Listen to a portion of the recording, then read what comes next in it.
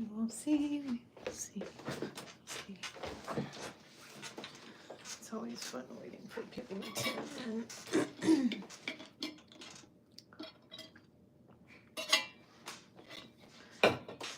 Welcome to the live in the future. So what do we want to talk about today, Sebastian? How to help a loved one.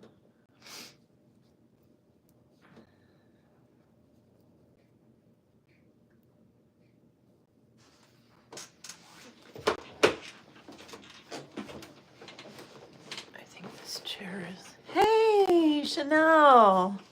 How's it going? How are your pups?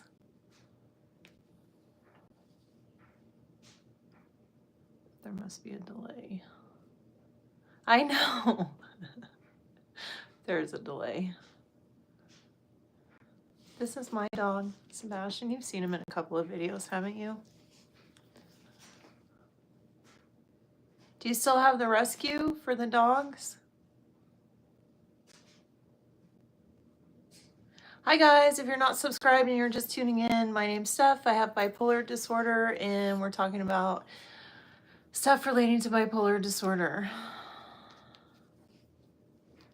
51? Jeez, that is so many dogs. That is so, how do you spread yourself thin over, like, how do you make sure all of those dogs, like when I had 4 cats and a dog, it was a lot. I don't know how I would, I know he's so cute, huh? He's like 16 or 17 now. There's a couple other people there. I don't know if, thank you. Great difficulty. I know, right? Just feeding all of them. But where do they all sleep? Do you have like a TikTok or a YouTube where you can put like all the dogs on like 24-hour cam or something?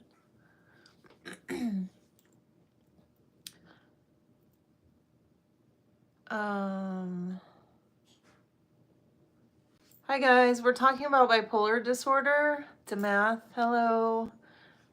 Living with bipolar disorder. Any questions you might have?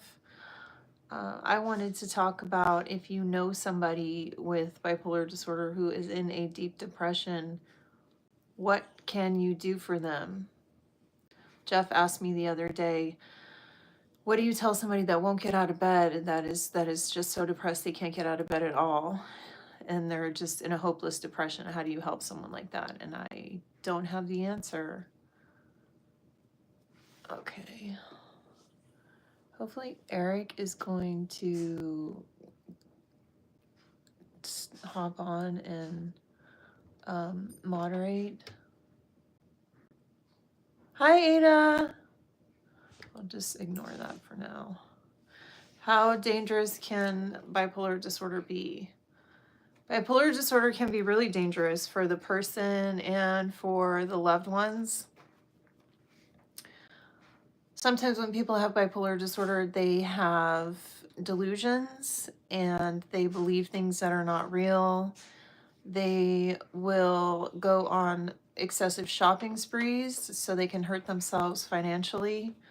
I've filed bankruptcy at a very young age because of my bipolar disorder and the psychosis that resulted from my bipolar disorder. But it can be especially dangerous. I know in my case, it was really, really dangerous in that I surrounded myself with dangerous people. I put myself in dangerous situations. I sped at excessive speeds on the freeway, like well over 100 miles an hour. I drove through towns and drove through stop signs because I was paranoid and thought somebody was chasing me. So in that way, it's very dangerous. But it's also bipolar type 2. There's a lot of depression. So with bipolar type 2, it can be very dangerous in that somebody might want to harm themselves.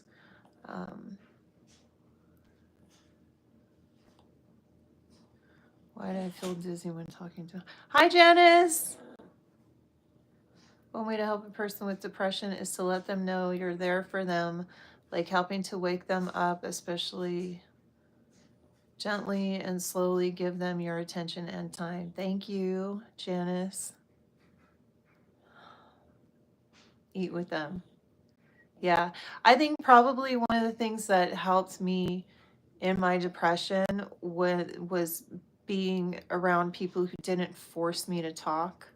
Because, like, I remember when I was really deep into depression, like, my voice in my head would be so loud, my thoughts would be so loud, it would be hard to speak because I would just have all this negative self-talk in my head going on. So being around somebody that is kind of calm and doesn't like try to like, what's wrong with you? What's going on with you? Why are you so quiet type of thing? That doesn't help at all.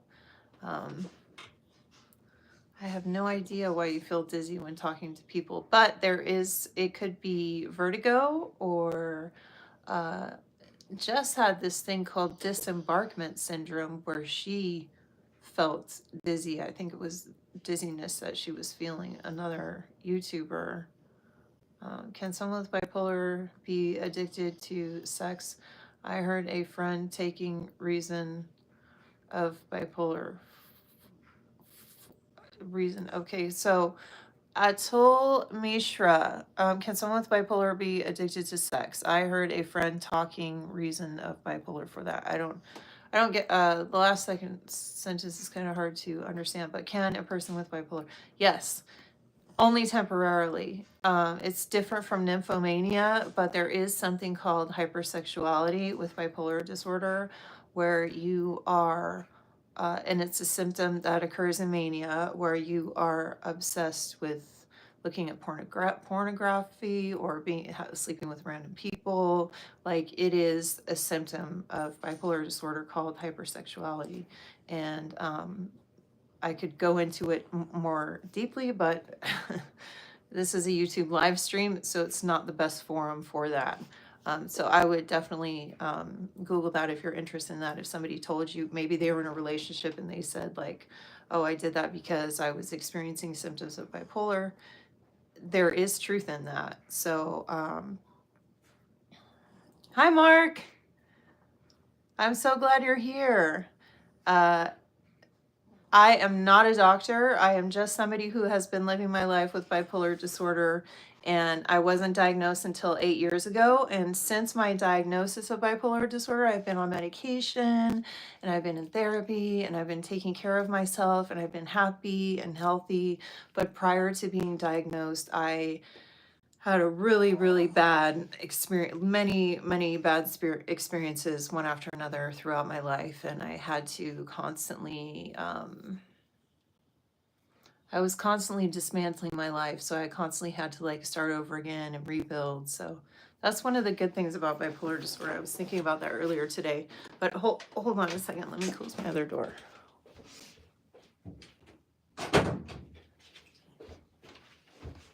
The window's open in the other room and I don't want all my neighbors hearing my business. Do I speak privately to people? You mean like private coaching or something like that, Janice? I don't now. Or do you mean like talks about bipolar disorder, like a TED Talk or something like that?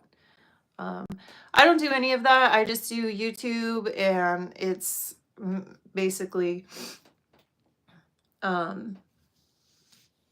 like I say in all my videos, I hurt my family a lot when I was in psychosis. So I wanted to do something to help loved ones of who have somebody that they know with bipolar disorder. So I started my YouTube channel.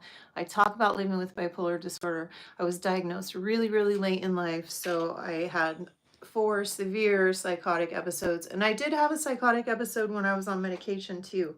But the difference is with when I had when I started to go into psychosis, after I had already been taking medication, I was able to put myself in the hospital and recognize and understand that I had a mental illness. I was still experiencing mania. I still experienced hypomania, but I was able to hospitalize myself and adjust my meds and get out of the hospital and be fine. But I still can experience symptoms even though I am on medication. Let me catch up real quick. Okay. Let's see. I have depression. I was on medication and feeling no libido and inability to sit still. So doc changed medicine and prescribed ibuprofen. Is that a benzo? But I'm feeling fatigue and sleeping all day. Yeah, with the medication, sorry, Tishar, that is frustrating. And with the medication, like you just got to talk to your doctor and see if you can get on something else. Sometimes doctors, I hear people telling me that come to my channel will say that their doctors aren't listening to them. And if that's ever your experience, you should see about getting a new doctor because, like, if they're not listening to you, how they're like the most important person in your life is your psychiatrist if you have a mental illness like bipolar disorder or another mental illness with psychotic features. Your doctor is like the most important person in your life. How do you tell the difference between hypomanic episodes and psychosis episodes? Okay, so if you're just tuning in, we're talking about bipolar disorder. So difference between hypomanic episode and psychosis episodes. Okay, so hypomanic for me, so I have bipolar disorder type 1, okay? And I have like an add-on diagnosis on that with psychotic features. So that means I experience manic episodes and also psychosis, which is delusions. I could hear voices, I could see things. But mainly I have firm fixed beliefs that are not based in reality and I'm not in reality. But before I get to that point, I experienced something called hypomania. So I could have like a tragic event happen in my life, or I could, for example, say I was in college and I stayed up all night cramming for a test. The next day, I might be hypomanic, where I'm like kind of like have tons of energy and like my thoughts are moving a little bit faster, and I'm doing things like obsessively cleaning, talking more.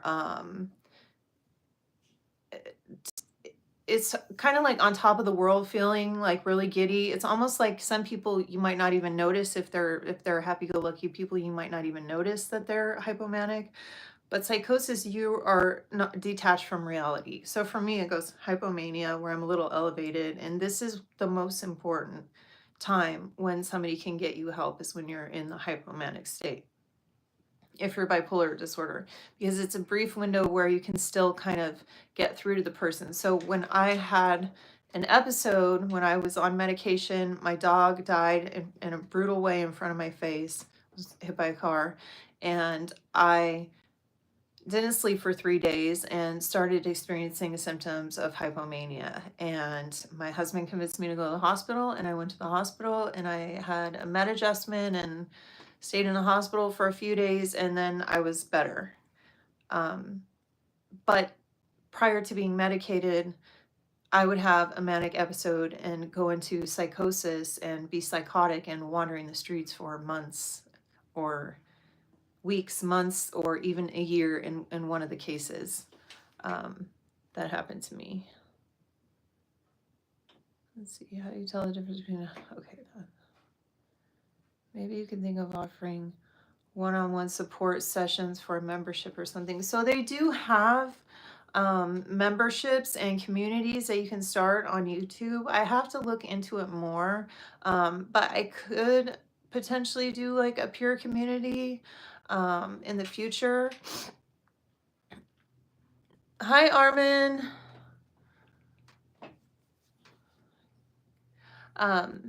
So I haven't really looked into it too much yet. I don't know.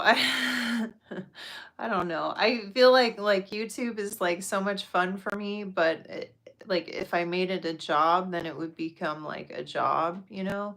And then it's already like kind of hard because like I really like enjoy like getting comments from you guys and responding to your comments, and like I learned so much about bipolar disorder in this experience.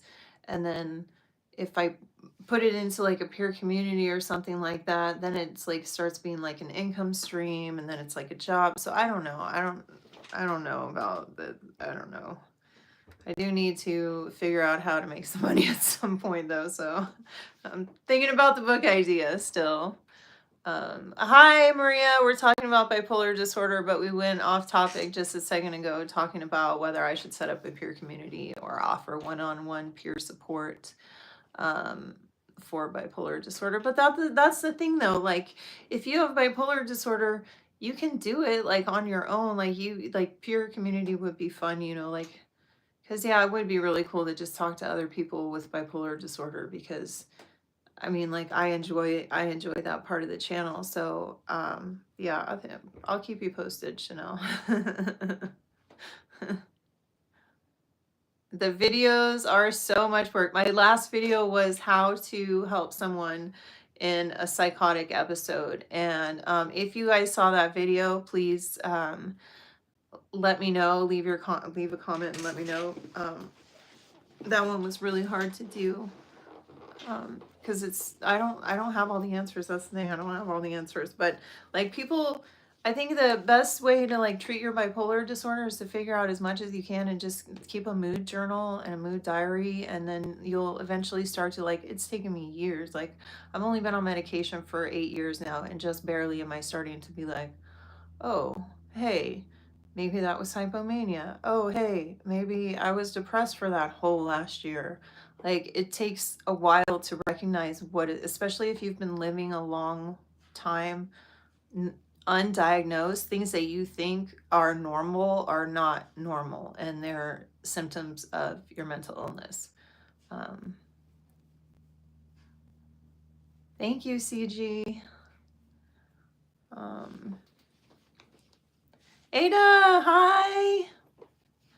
My psychosis doesn't involve wandering the streets long term, usually just delusions, new hobbies, feelings of grandeur, and occasionally running my whole life. Yeah, so psychosis, we're talking about psychosis if you just tuned in.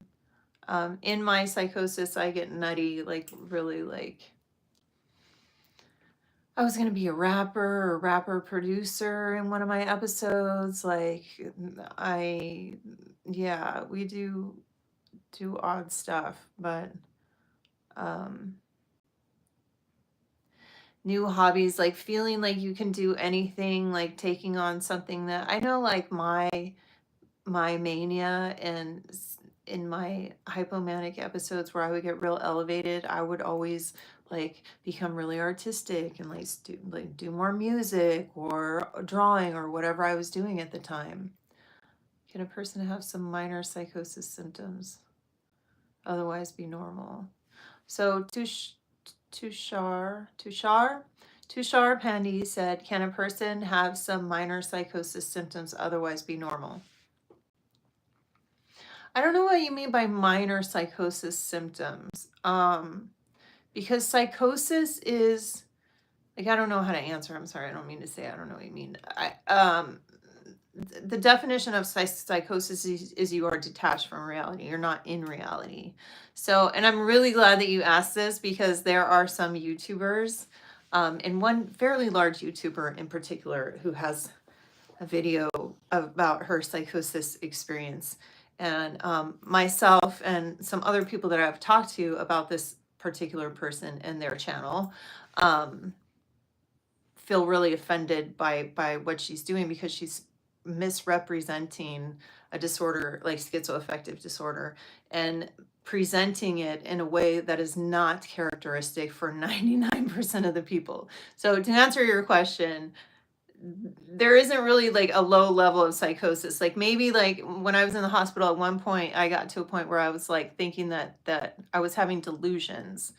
But there's different people are going to react differently to whatever delusions that they're having, but psychosis in general is you're detached from reality. And so when I see something like somebody saying like, oh, I'm in psychosis, and they're making a video of it, it's it's hard to believe. And then you see one that's like a day in the life of the psych ward, and the person's like running outside and like in a room with like trash cans. Like maybe we should talk about what a psych ward is like, but I don't want to go off on that person. But yeah, there's other YouTubers that present psychosis in a way that is not not reflective of how psychosis truly is. When a person's in psychosis, you can tell they're not in reality. There's very evident signs. It's pretty hard to fool someone when they're, yeah, that's my opinion, and that's my experience. So okay, so let's see. Oh, I have to catch up for just a second, you guys. Can a person, okay, so that was the question. I've been diagnosed with bipolar 2 with psychosis episodes, and all I know is I get extreme racing thoughts and crazy amounts of energy, and I have delusions and hear voices. Yes, that sounds like psychosis. Yeah, so hearing voices and having delusions is so how can you imagine like filming yourself and speaking clearly and eloquently in that state? It's not. Yeah, a rapper. Yeah, Chanel's laughing at me because I said in one of my delusions I was a rapper or a rap producer or something like that. You know, lots of beautiful minds struggle with mood disorders. People have preserved, and that which means we can make it too. Oh, thank you, Lady Fantastic. I went to psychosis for 6 months. I've been in depression ever since, and I'm having a very difficult time looking for work, even though I can work. Renee, 21. I totally can relate to where you are. I have been there before, and it's really tough. It's really tough overcoming a psychotic episode. I say for myself personally, it took me about 2 years to recover every time I had a psychotic episode, especially because I had ones that lasted like that for a long time, like 6 months. I had one that lasted 6 months, one that lasted 8 months, one that lasted a year.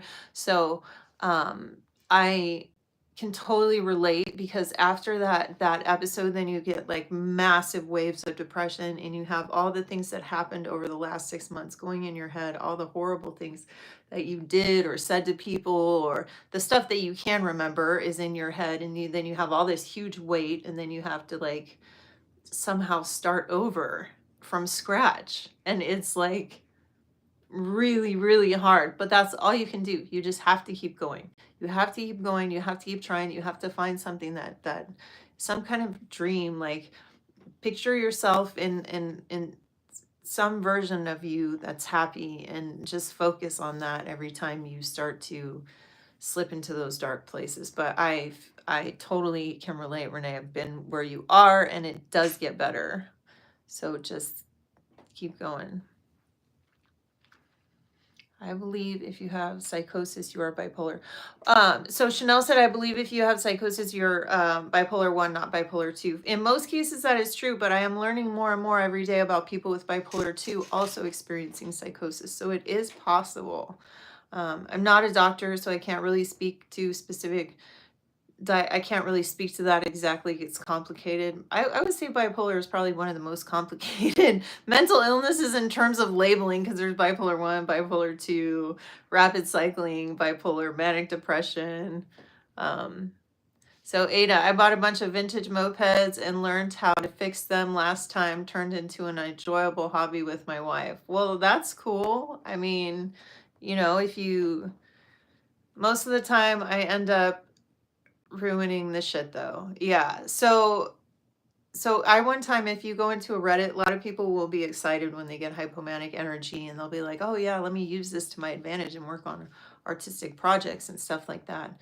But you're not really yourself when you're in like a hypomanic state. At least I'm not. That's not really, I am and I'm not. It's like a different, it's hard to explain.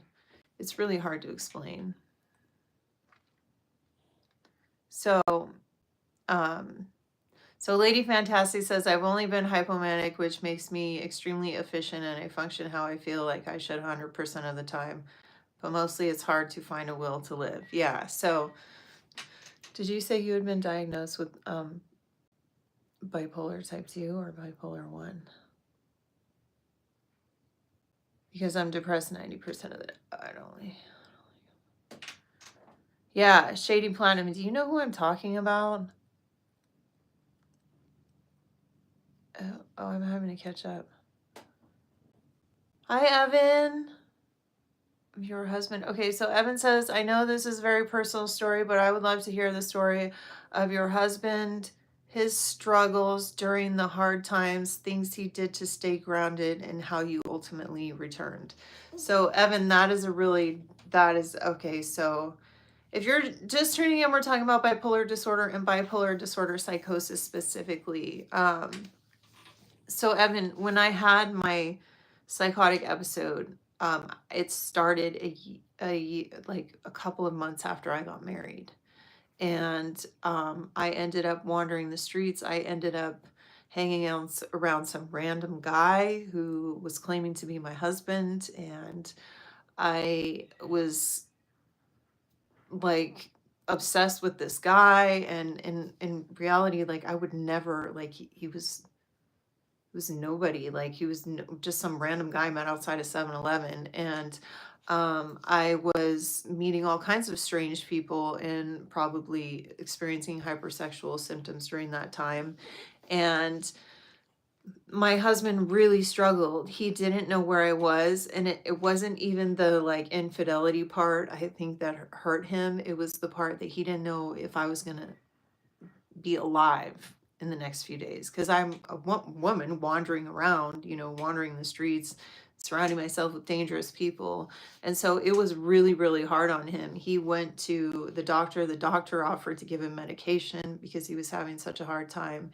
He read this book called I Am Not Sick and I Don't Need Help. And that's where he learned most of the information about bipolar disorder. And that's a really good book if you are somebody who's looking to learn more information about bipolar disorder or schizophrenia or schizoaffective or even borderline personality disorder psychotic symptoms.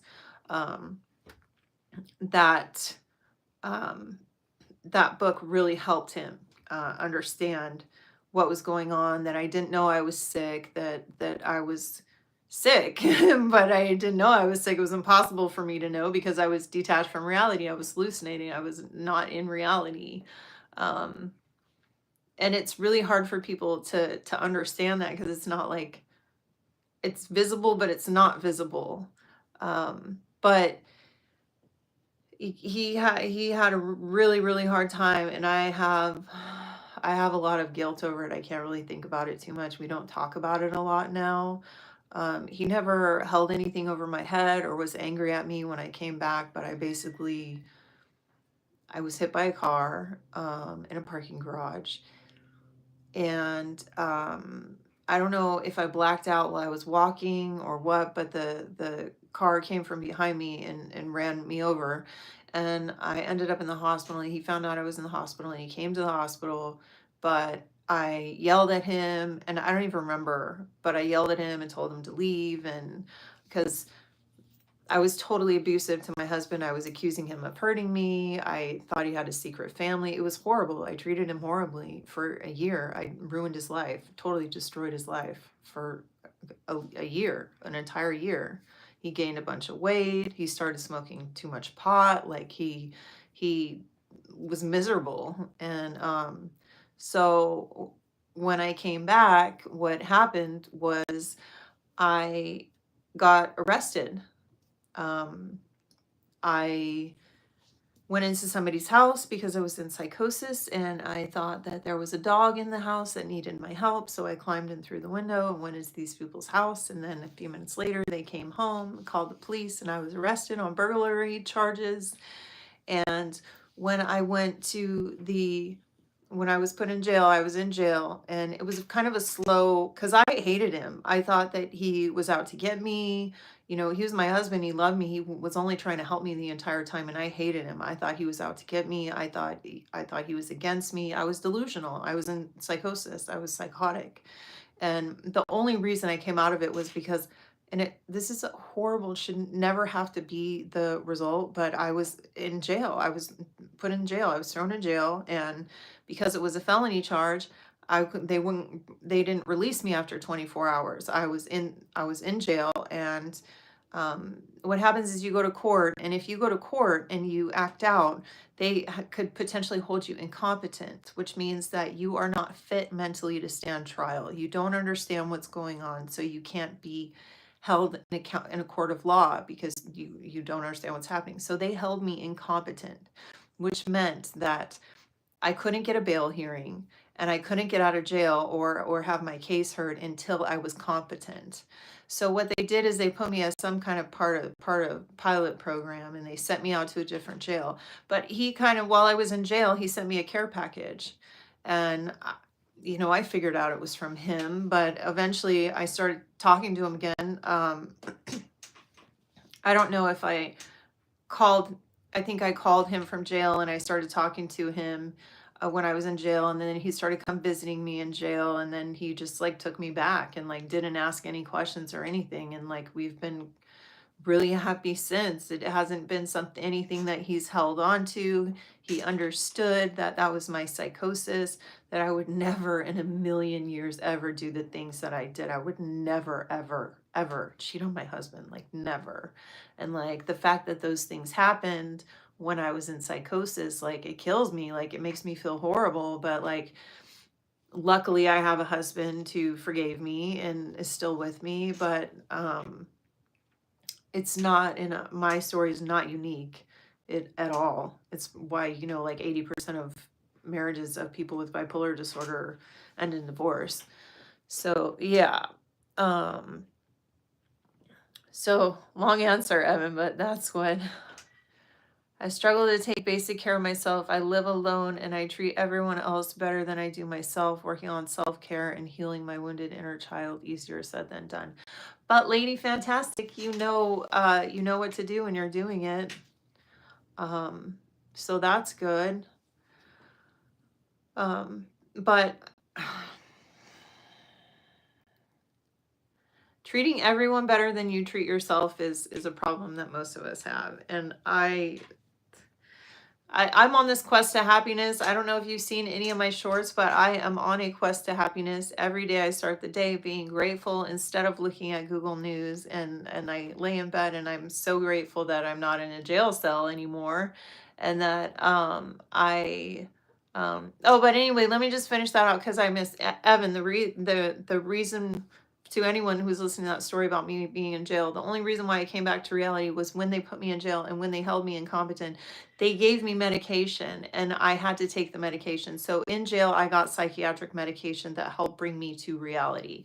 So that is how, when I got out of jail, I was back you slowly kind of come back to reality.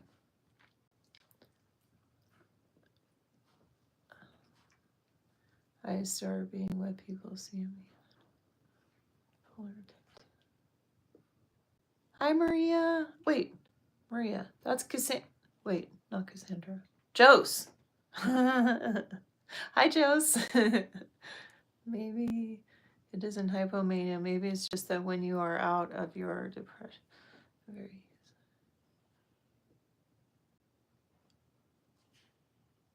Let's see.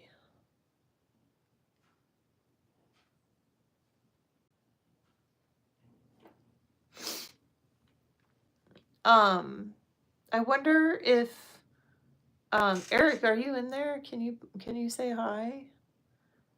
You must be in there because there hasn't been much spam.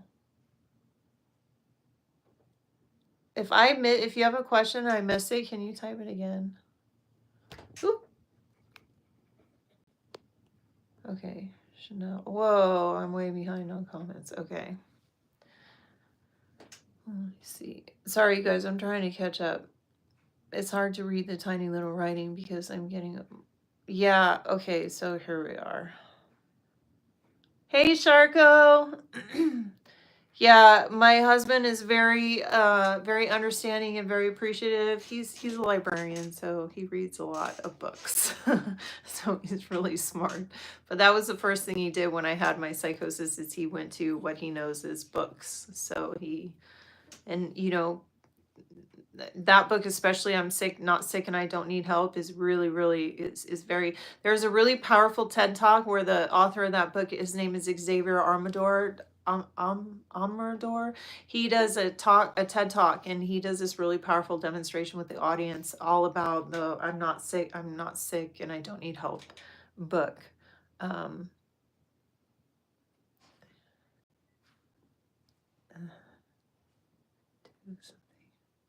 Shady Platinum said, do something you love once a day, every day. That's helped me in depression.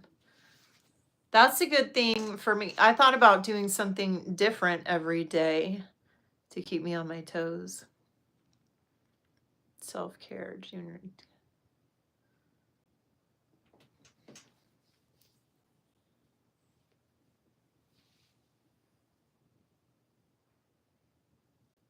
Oh, Chanel. So Chanel said, you have to force yourself. Study says if you smile, your brain will change the chemicals to stimulate the happiness you are displaying. We can trick our minds. It's hard, but worth a try. Yes, Chanel, that is awesome.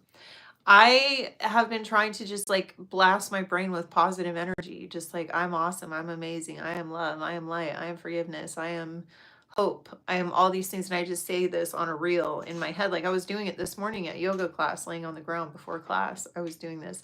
And the words and thoughts are energy, like it's electric activity. And when you think like that energy, positive energy attracts other positive energy. So there's a lot of truth in that. It's really hard to live alone.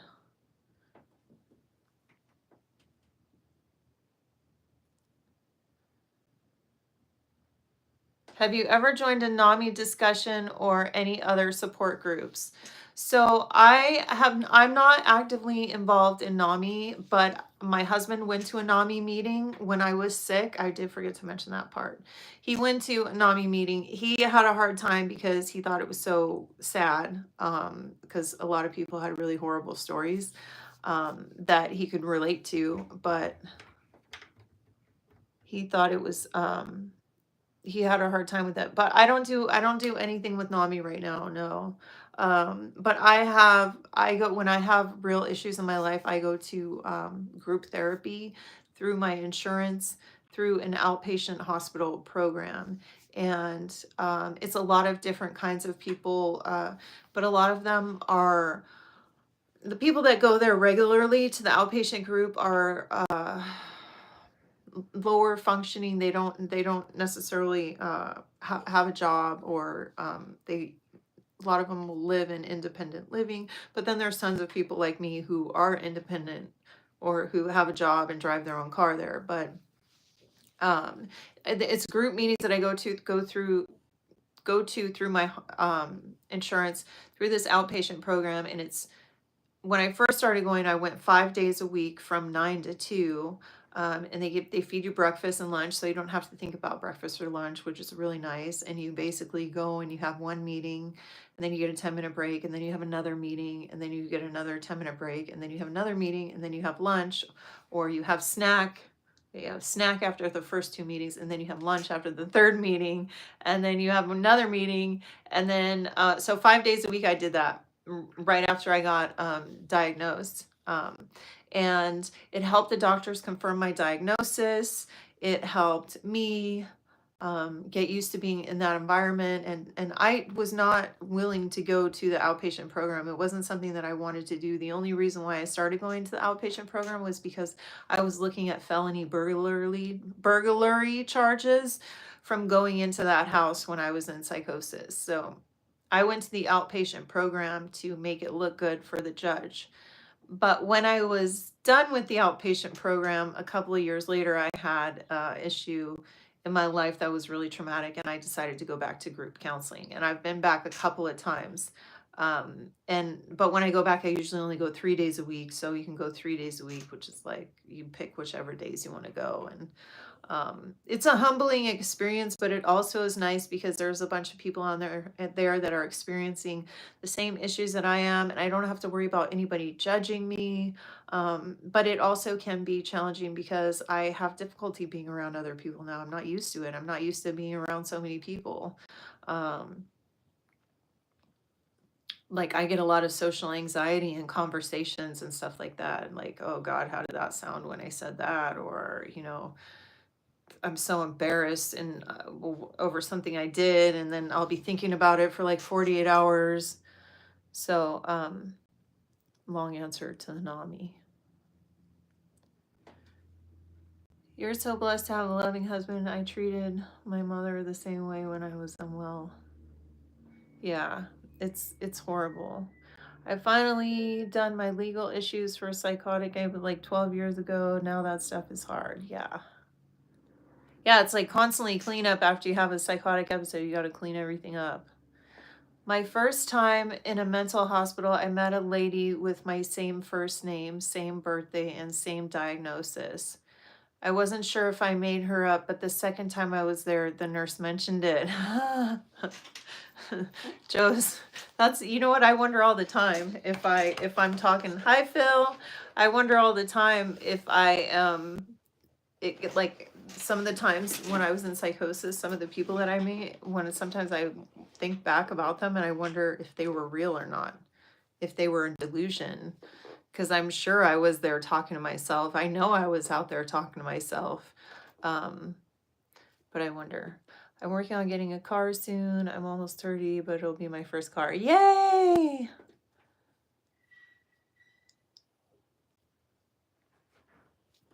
Actually, physically. Chanel, you are really like awesome about their the stuff you're studying is really cool. If you think about running, studies show your heart rate increases and the muscles associated with running will activate. So you just have to think about your workouts. Just imagine them and no, I'm just kidding. No, but there is truth in that. There is a one of the things that we do in group that we did in group is sometimes we'll watch a TED Talk.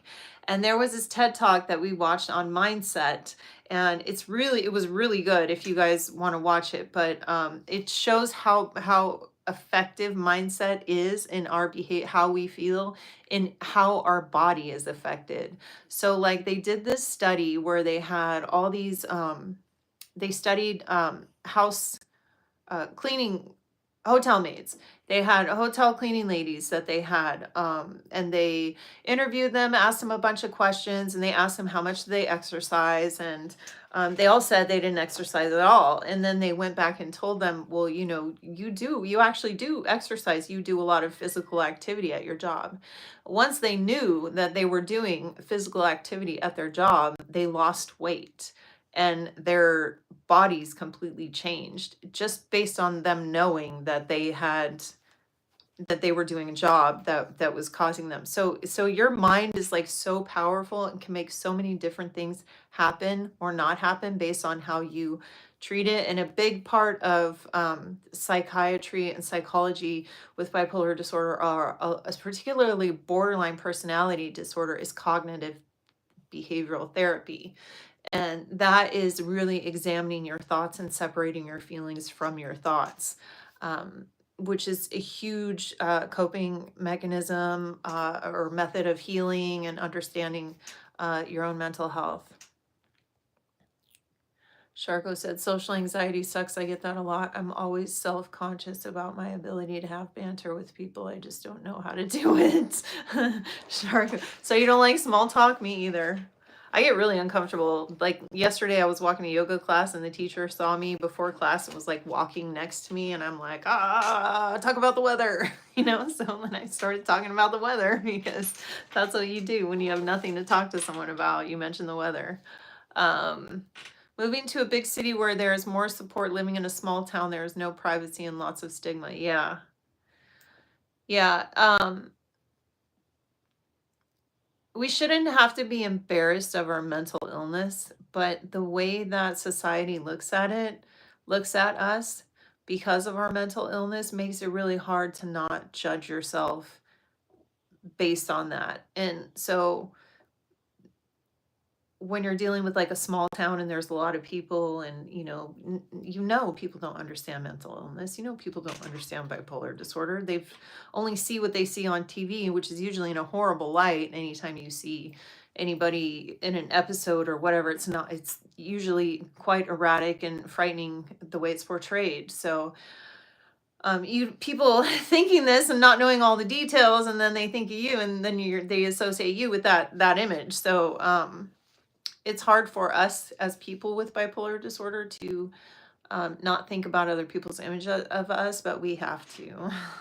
I have to. Like, I can't think about what people think about me because I would just want to die. Like, seriously, like I just have to like not even think about it, because like, you know what really is upsetting to me? Like, this is really, it happens all the time. People come to my channel all the time doing this, and it really, oh, it just makes me so mad. It makes me mad on different levels, but it's so hurtful when people come to the channel and they say, and I know they're well-meaning, and I know that they are very strong in their faith, and they just believe that God fixes everything, and so they come and they tell you, you know, you just need to believe in God, you just need to pray to God. Not only have I been extremely hurt by the Christian faith, so I no longer believe in God in the way that most people do, but when people come to the channel saying that, it just shows me how common it is that people think that, and that they think that we have some sort of like we're constantly having to defend our mental illness. Like, I'm mentally ill, I just have to try harder, I just need to pray harder, and then I won't have mental illness. Or, you know, like, somebody told me that I was too in one of the comments, and if you are there, hi, but told me I'm too into myself, that every woman that this person knows is batshit crazy, and that I probably have too much stuff, and that I need to minimize my life and just deal with this shit that comes to me. Like, you didn't see people back in the day. The thing was, the comment was given, you don't see people back in the 1800s or whatever worrying about stuff like this. And I'm like, or the 1900s. I'm like, no, yeah, you did. They were witches, and they were being burned. We were being burned at the stake, like people with mental illness back then. We still existed. So there's all this stigma attached to it, and that's hurtful. But you know, it hurts me on another level, because I lived a majority of my life being Christian, and then one day realized that everything that I believed was not true, and so I became where I'm at now spiritually. But journal, I'm considering writing a play based on mental health mostly. Hello, Kit Girl for Life. Yes, you should definitely do that. People with bipolar disorder are really talented in a lot of artistic ways. A lot of us are talented. So that's a positive of being bipolar. Our body does not know the difference between something we are thinking, a dream, or reality. Okay, Chanel, but how does my ring work? Because my ring like tracks my sleep and stuff. So like, I wonder what you're talking about too. My doctor on my senses, God has made no wonder I've come to psychosis I've gotten.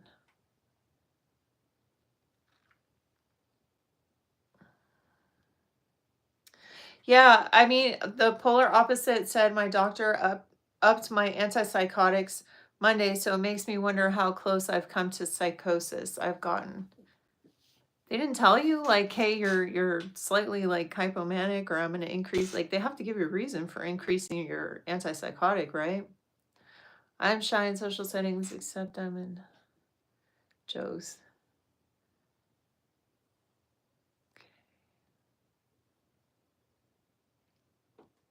Borderline personality disorder is an access to mental illness, while mood disorders, bipolar, are access 1 mental illnesses are per DSM-5.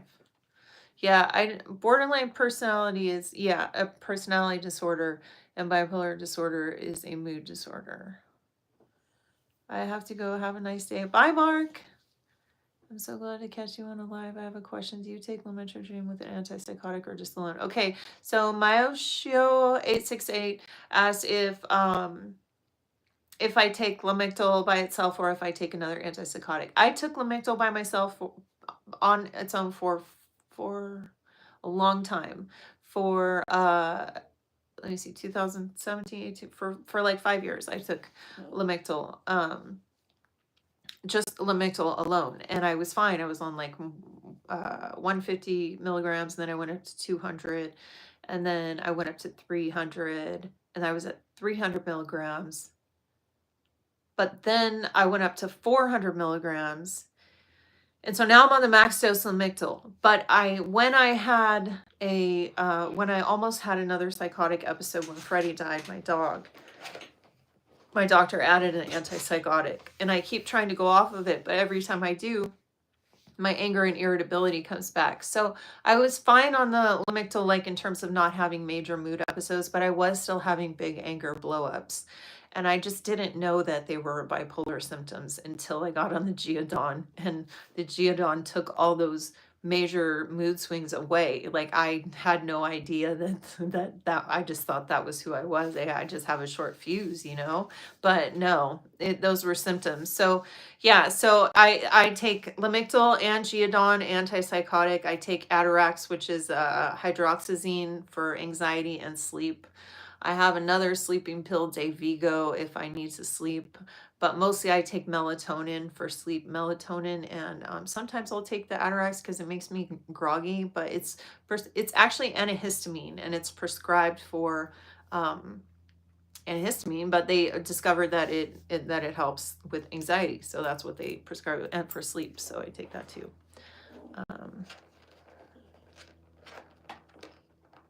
Do you want down, baby? I'm religious, but I believe God gave us these verses amid 3 parts. Yeah. I really, of course.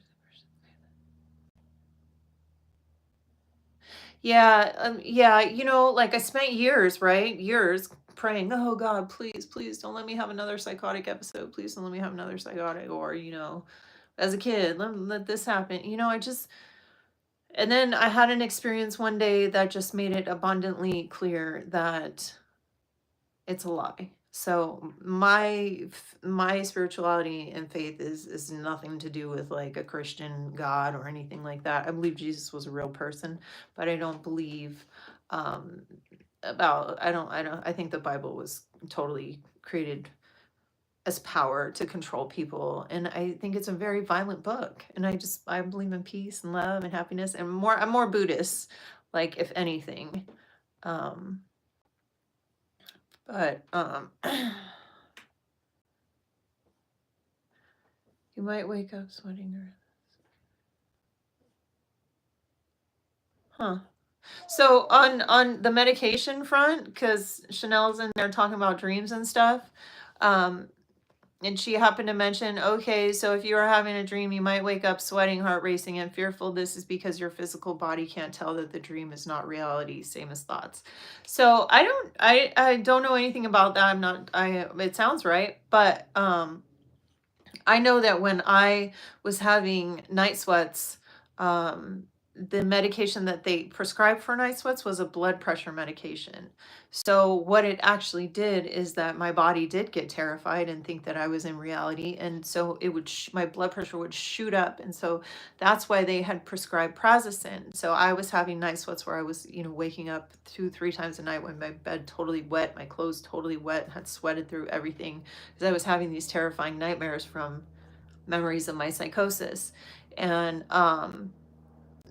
And they put me on that prazosin, that blood pressure medicine, and it worked. What it did is that it turned down the temperature on your body, so your body's like, oh, I'm not freaking out, and then your mind is able to be like, oh, wait a minute, nothing's going on, the body's not reacting. So yeah, so it's, here you go, you can get down, go figure it out then.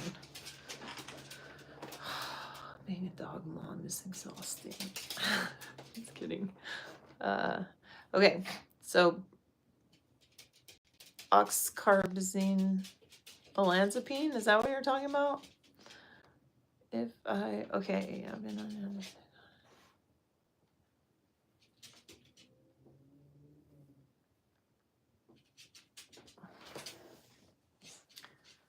reason for upping hold on, Sebastian has to leave the room.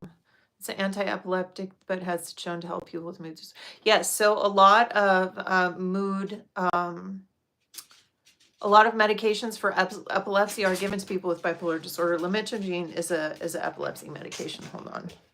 Here you go. You want out? Go ahead. Yes, it's an epilepsy medication that we take. You guys, I'm going to go in a couple of minutes, but I want to make sure Nobody has any questions. A recent psychotic event caused me to question spirituality and religion. I pray every night, but question if there is a God because of my religious journeys.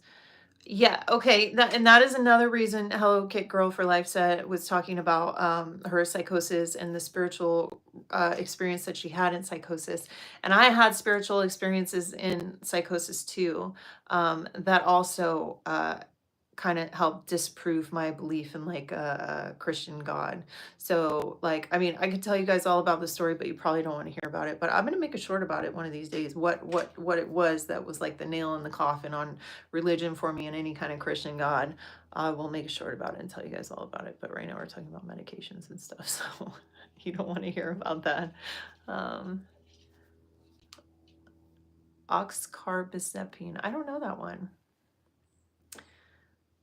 Okay, if there was a benevolent God, we wouldn't have bipolar disorder. Yeah. I just felt like, hi, cursed. It was for me, and I'm gonna totally make a short out of it, but I will tell you, the moment when I decided this is bullshit, there is no God, and I had a very awakening moment, and it was the most terrifying night of my life. It was nothing could have ever prepared me for what happened that night. I decided to go vegan, and my husband convinced me to go vegan when we got married. We made a bet. We were in Vegas, and he said, I'll give you $300 more if you go vegan tomorrow. And I was like, give me the money. I wanted to gamble. I wanted to play that stupid Wheel of Fortune game in Vegas. And so the next day he's like, okay, you're gonna go vegan, right? And I'm like, hell no, like no, that I was just saying that because I was vegetarian. I was vegetarian for 10 years, but I was like, no, hell, I love cheese and eggs. Like there was no way I was gonna go vegan. And so I was so pissed because I was like, I just wanted that $300. And I wanted on our way home from Vegas, I wanted so bad to go to McDonald's and get like a bacon, egg, and cheese biscuit, but without the bacon and just have the egg. And I loved getting those. And we couldn't go, so I was so pissed. But then we went to Subway and they had some vegan patty, and I was really happy with that. And then we went home and we watched this movie called Forks Over Knives that night. And I never looked back being vegan. But my veganism has affected my mental health significantly. It's something that's really, it's a difficult life to live. And it's not because of the way I have to eat, like I have to try harder to find food or my food's not as good. It has nothing to do with that. It has to do with the way that people treat you, the way that your family reacts to you or treats you. I get made fun of a lot. There's the feeling of being like, when I was just vegetarian, we would have meetings. When I worked in media, we'd have meetings, and I was like the one vegetarian because they would bring food for everybody, and I was like the one who had to be different. And so that part of it is hard, and a lot of the things that I expose myself to are really difficult.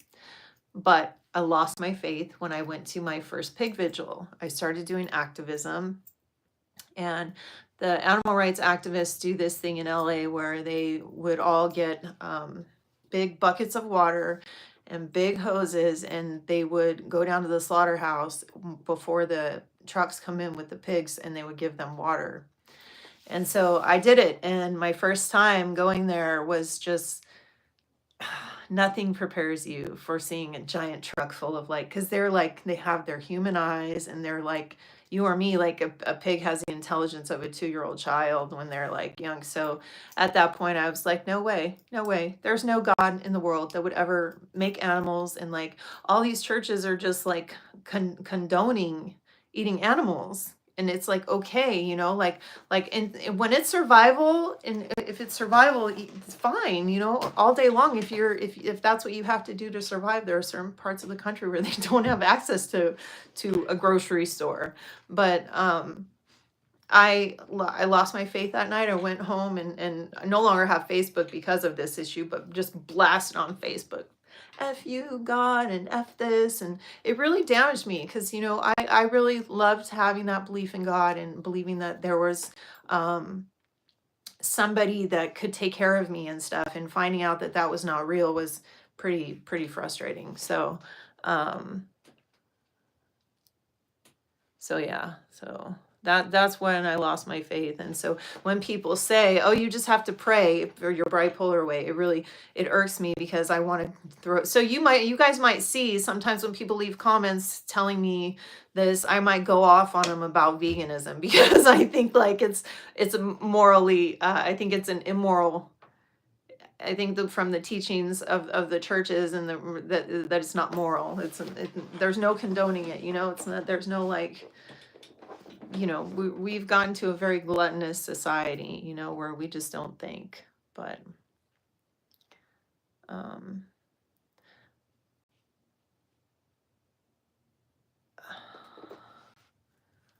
Maria, that believing in God, what praying will care about. So nice to see you today. I turned 64 on Friday. I'm looking forward to my move. However, I do get concerned about making a big change, although I know it's necessary. Janice, you've been talking about this move for a while. You should be getting really excited, right? I decided to go vegan when I was 9. I've been vegan for about 2 decades. I started Depakote and now I have dreams. Again, I haven't in years. Oh, that's crazy. I hope they're good dreams, Ada. My wife is a carnivore though. I rarely dream this. If people automatically think you believe you're better than they are if you're vegan. Yeah, it's silly. It's like I wasn't a meat eater before I was like I was born vegan and I'm just going around judging everybody. No, I had to live my experiences and I had to like learn the things that I did about animals and connect with animals, and not everybody has those same opportunity or experiences, so they might not make the same decisions as me. So I'm not, judging or claiming to be better than anyone, but I do, when people leave comments about telling me to pray and stuff, I will, or if religious people confront me, I will challenge their beliefs in regards to their eating habits. Because, for example, like if you come up to me in the mall and you have your Bible and you start trying to sell me on religion, I'm going to ask you if you eat animals. My God. So sometimes you'll see that on my channel where I respond to people who tell me to go pray. I ask them how they can support such religion. So yeah. Okay, you guys, it's been an hour, so I'm gonna go.